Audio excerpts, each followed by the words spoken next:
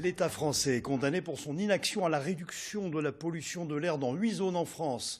Une condamnation prononcée par le Conseil d'État qui laisse 6 mois au gouvernement pour agir s'il ne veut pas payer de lourdes amendes.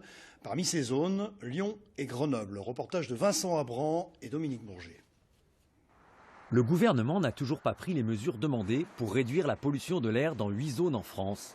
C'est ce que constate le Conseil d'État.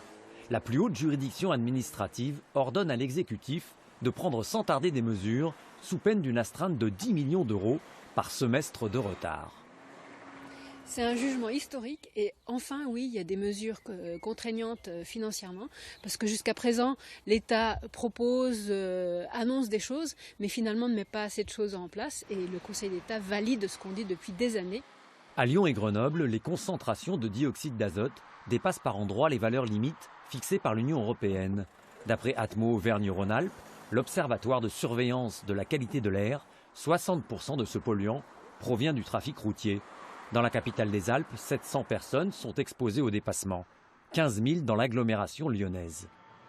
Ces valeurs réglementaires en dioxyde d'azote sont dépassées principalement soit en bordure des grands axes routiers, soit en centre-ville, et encore plus lorsque les centres urbains sont très denses et très denses en circulation.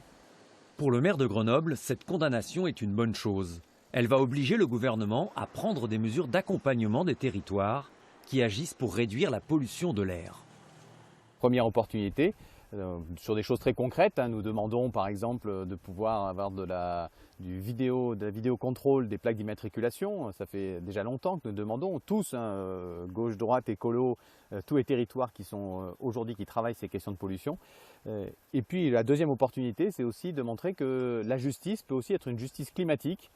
Et ça, c'est un élément qui progresse de plus en plus. Chaque année en France, on estime que la pollution de l'air est à l'origine de 50 000 morts.